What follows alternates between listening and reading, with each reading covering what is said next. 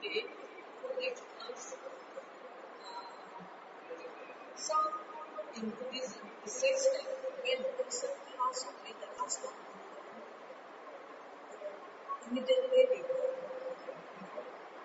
But some says that it's days, Okay. This one, if we look into the suttas, then we get a clearer picture. Because what these people are saying is a generalization. Some people say immediate reborn. Some people say wait 49 days. But if you look into the suttas, the Buddha says there are 5 destinations of rebirth. 2 are happy, heaven and human. 3 are woeful, ghost, animal and hell realm. Okay? Now, it is mentioned in the suttas that if your karma is so bad that you are going to be reborn in hell, then the hell beings will come up and drag you down to hell. But this person, when he has died already, the hell being is not going to drag his corpse. His corpse is useless. So what are they dragging? They're dragging his soul. It will drag your soul down to hell. So, the problem with our translations, English translations are not very accurate. So this word anatta, people like to translate as no soul. It's not no soul. It's no one thing that is permanent, everlasting, that does not change. Everything is changing. Everything is a flux of energy. So even the soul is also a flux of energy, just like your body now is a flux of energy. Do you believe that your body now is a flux of energy? Your body is changing all the time, Exactly the same. The soul is that bundle of energy which is changing all the time. So the soul gets dragged down to hell. So if you're going to be born in hell, it's instantaneous. If you're going to be born as a ghost and in heaven, also it's supposed to be instantaneous because some people remember their past lives. But in the sutras mention that if you are going to be reborn in the womb, you have to wait. Wait for what? Wait for mother and father to come together, and mother is in the fertile period. So the egg is fertilized. Once the egg is fertilized, then this being enters the womb and lodges itself in the egg.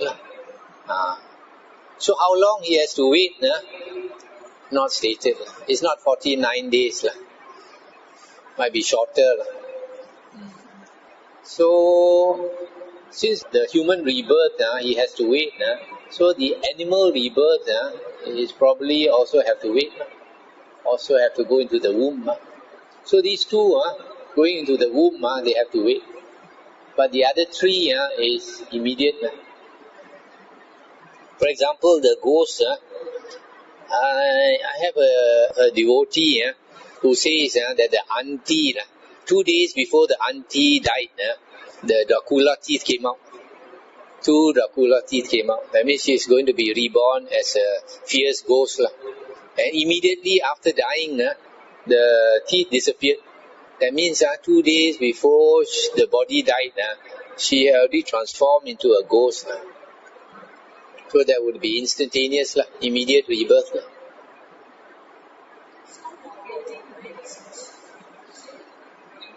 No. You mean like with this being that is going to the womb? There's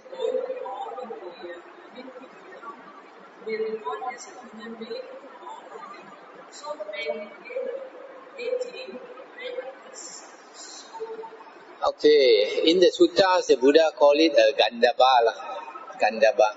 In some later books, they call it the intermediate body. And in Chinese books, they call it Zhong Yin Shen. Now, there are some people who remember their past life. They say they were reborn as a small being, a few inches only. Then they wandered around, don't know where to go. Sometimes people spit, they got frightened, they have to run away to avoid the spit. Or people urinate or what. And then I read this, I don't know whether it was by Francis Story or I think by Francis Story. I wrote a book called Rebirth, and he interviewed these people who remember their past life. So this man, he said he remembered after he died, he came out of his dead body. He was only a few inches, and he was wandering around, don't know where to go. One day he saw somebody from the sister's house go to market. Then coming back, he jumped into the basket. And got reborn as the sister's son. So if after a person has died, within Chinese would say within the 49 days, if the ghost come back, is that already ghost or they might still be reborn as human? Firstly, there is no mention of 49 days. So forget about 49 days. And usually, if our relative has passed away, and if they come back, usually it should be ghosts. Because they need help. They need help, so they let you know. Sometimes you can hear somebody walking, but you can't see. Sometimes the door will open by itself, the window will open by itself, the light will open by itself. All this to let you know that he's around. And why he wants you to know? Because he wants help. And I've heard of many cases where they are desperate. They go into the body and then speak to the relative. Like my friend a few years ago, about 5 years ago, the mother died. He's in his 60s like me. So after the mother died, they kept the corpse for a few days. Then they buried. One day after burying the corpse, the mother came back, entered the sister's body, and spoke to my friend. The mother said she has something very important to say. That's why she has come back. And she said that she has to borrow the daughter's body to speak. And she says she's very sorry because she knows it will make the daughter very tired. But she says she has no choice. She got to speak now. Later she will not have a chance to speak. Maybe she might be caught and to be taken as a slave or a wife or what. So she says she's suffering. She's hungry. She says she comes back to her own house. She cannot enter the house. So I think she was hoping for the son to help her. But this son, because he was following Mahayana Buddhism, he didn't know much Dhamma. So he didn't know what to say to the mother. He said, "Mo pin," he told the mother. So he told the mother, where is bright, you go. Where is dark, don't go. I think the mother saw this son is so ignorant, don't know how to help her. The mother left. So in the ghost realm, it's all darkness. Where to find bright road to go? And then I got another devotee. The brother used to be like a gangster, 20-something years old. Used to mix with gangsters and drink liquor. One day he was coming back drunk on a motorcycle. A lorry ran over him. He died. And that happened 10 years ago. 10 years later, this brother started to become interested in Buddhism. So he used to come and see me and ask a lot of questions about the Dhamma, and I explained to him. And then Chinese New Year came, and the sister came back from KL to Penang. Came back to visit the mother in the old house. As soon as she came back, the ghost entered her. He entered her and started to call for this brother, for the brother. And the mother got shocked. The mother asked him, "Who are you?" Then he mentioned his name. He's the son, died 10 years ago. Then he said he wants his brother to help him. He said he's very hungry and his body is in pain. Maybe he still remember the lorry went over him. So the mother didn't know what to do. So the mother said, you go back. Wherever you came from, you go back there. So he saw the mother cannot help him, he left. So after that, this devotee of mine, he heard about it. Then he came to tell me. So I told him, you see, your brother never looked for you for 10 years. Now you learn Buddhism. He thinks there's a chance you can help. That's why he come back for help. So I told him, you light incense every night. Inform your brother. You're going to help him by going to a few monasteries to do dana, offer food, offer robes. And tell him you're going to do on his behalf. So he did this. He lighted incense a few days, night. And after that he went to a few temples, offered. Then transferred the merit to the brother. After that the brother didn't come back. So you see, 10 years, when they are suffering, even after 10 years or so, they are desperate, they come back. I know another case in Timor, two sisters, about 15, 16 years old, they row the sampan. You know, our area there is called the Kinta Valley, a lot of mining ponds. So they want to pick the lotus seeds. Lotus seeds, so they row the sampan. Somehow the thing capsized, they died. 15 years later, I heard the Timor people say the two sisters came back to the house. At the gate there, at the gate, outside the gate, they came to the gate and they were looking inside the house, looking. I think something blocked them, they cannot come into the house. So they were looking. And then the neighbor saw, the neighbor was thinking, who are these two girls, all wet, Then when she looked properly, she was shocked. She recognized the two girls who died 15 years ago. Then the two girls left. And after that, she informed the grandfather. I think the grandfather very attached to them, and they are very attached to the grandfather. So they come back to look for the grandfather, maybe hoping that the grandfather will help. So when the grandfather heard, Chinese, they will call what we call Dhammavuddho, Sai Kong, to come and pray and all these things. So, but when you say that both they are psychic power, why can't they appear to call the own grandfather? You see, like some of them, they cannot come back into the house because the Teju Kong, house spirit, prevent him from entering. They can wait for the grandfather to come out and show themselves. He gets shocked, They have the reason for what they do.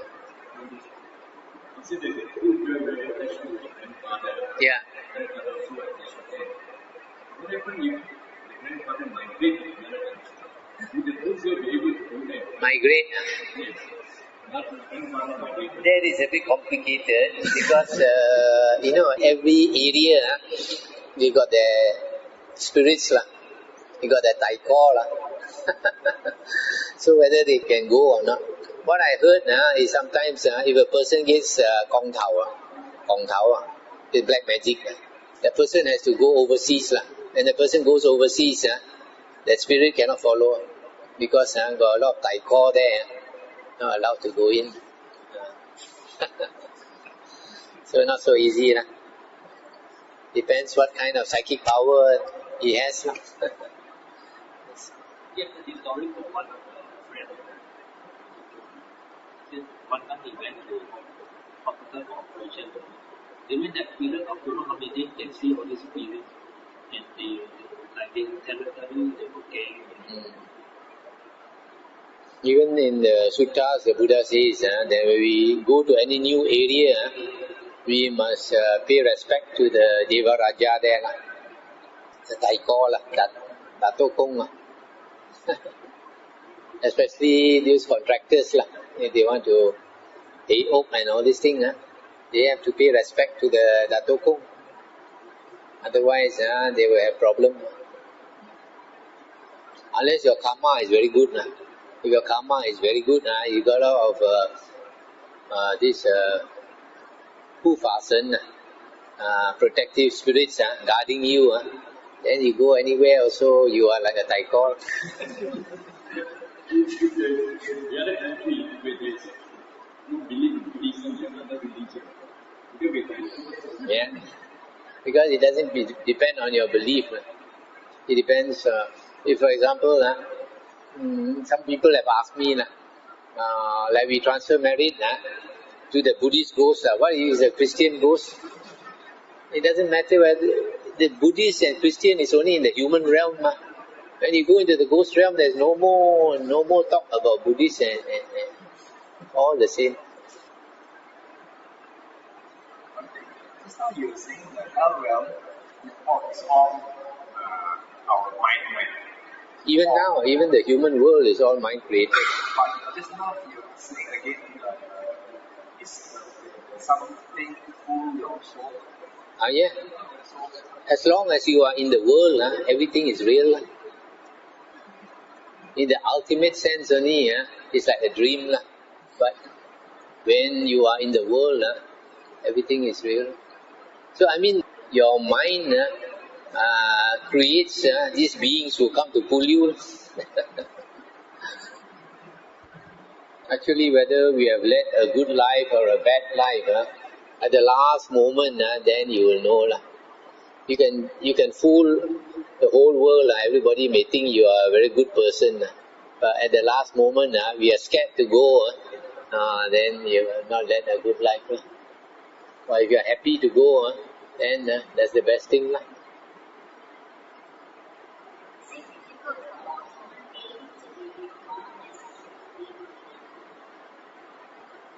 It is difficult in the sense that most people don't come back as a human being. Most people, when we die, we will go into the ghost realm. Why? Because humans and heavenly beings are in the happy destination of rebirth. Happy destination of rebirth is hard to be reborn in. You need merit, you need blessings. So every day we live as a human being, we are using our blessings. We are eating Kentucky chicken, satay, going to China, watching Astro and all these things. So we are using our blessings. By the time we die, our blessings is less. Let's say like the passing mark is 50. If you have 45 marks, you cannot qualify as a human being. You go into the ghost realm. So the Buddha says most people will be reborn in the ghost realm.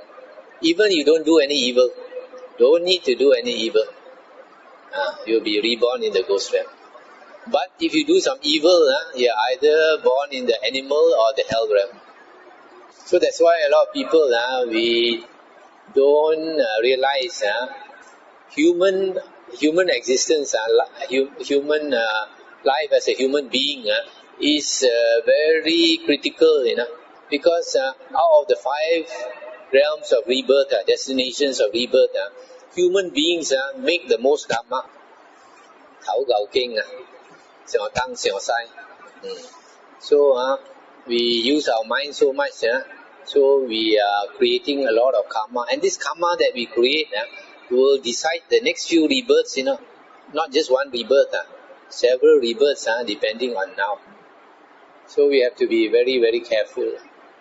The most important thing in life, since we have come into the Dhamma already, the most precious thing we must get is right view.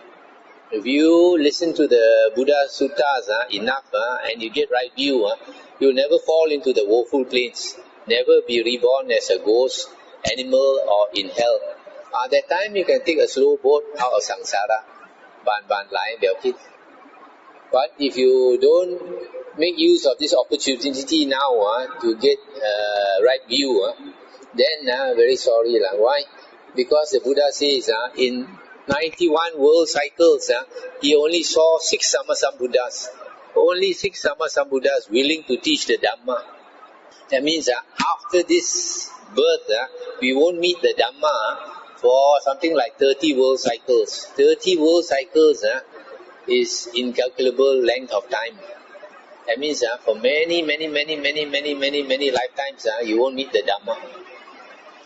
So don't waste this opportunity. You're not going to get it again for a long time.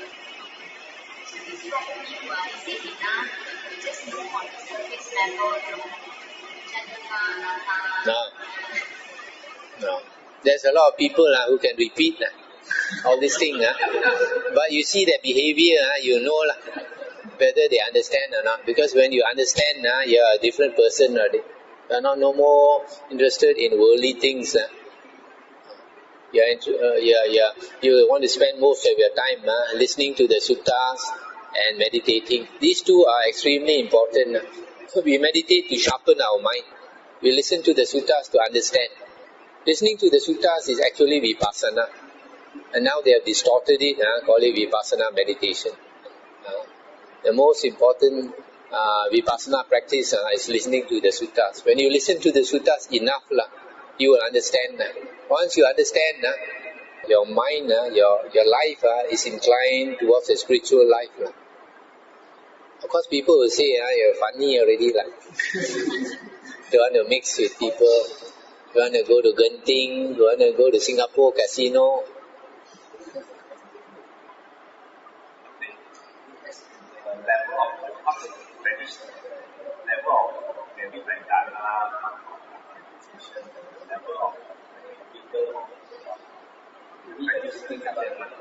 Okay, this merit or blessings, in the suttas, the Buddha says 3 things. Dana, Sila, Bhavana.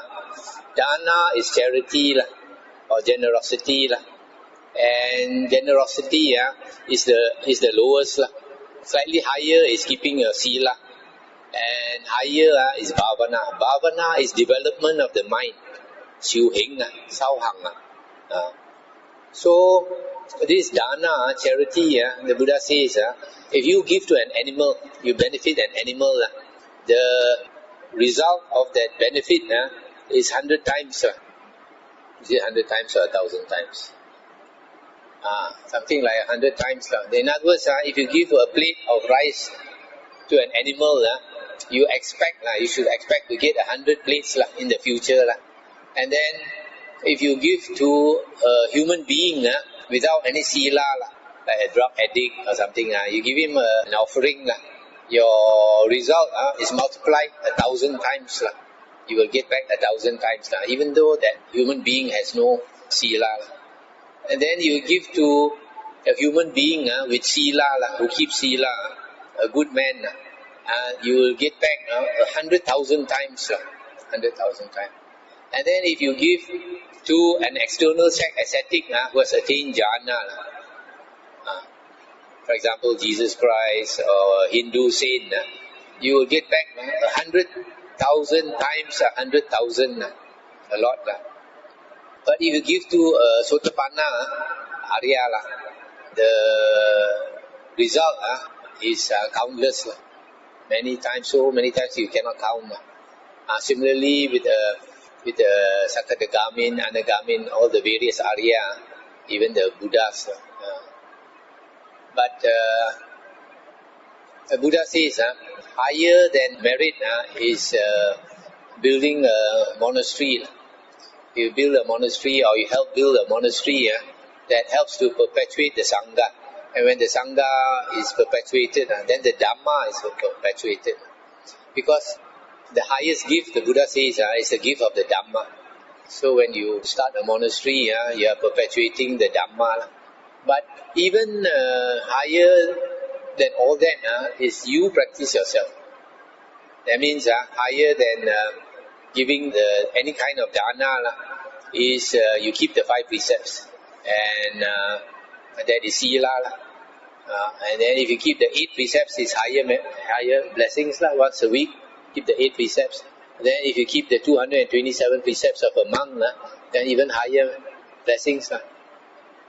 But higher than that is bhavana. Bhavana means development of the mind. Development of the mind means listening to the Dhamma and then meditating and changing your character. In other words, you look inside, see all your faults and change your faults, change your anger, change your jealousy, everything, stinginess, everything. So, the highest merit is sauhang. You see somebody like Angulimala, he killed a few hundred people, that bandit. After he passed away, he should go to hell, for a very, very, very long time. But because the Buddha taught him the Dhamma, then he renounced, he understood and became a monk. And the Buddha, I think, must have warned him, brother, practice hard. all the Bu Tao Bear been waiting for you. So he practiced very hard. But in spite of his practicing very hard, because he had not attained Arahanthood yet, the karma still ripened. So sometimes he goes on arms round, people will take stones and throw at him. Suppose now somebody, the son has been killed by him, they get very angry, see him, take a stick and beat him. So sometimes he comes back with blood coming down from his head. So he practiced very hard until he became an Arahant. After he became an Arahant, all the woeful planes are closed already. No more reborn in the woeful plane. See, the benefit of becoming an Arya. But easier way, no need to practice to become an Arahant. Just get right view. Just listen to the sutta as much as you can. You will get right view. And once you get right view, either you are reborn as a Devi, or you come back as a human being, a lot of blessings. Very good life. That time I slowly take 7 lifetimes, never mind. 7 lifetimes, enjoy before you go out of samsara.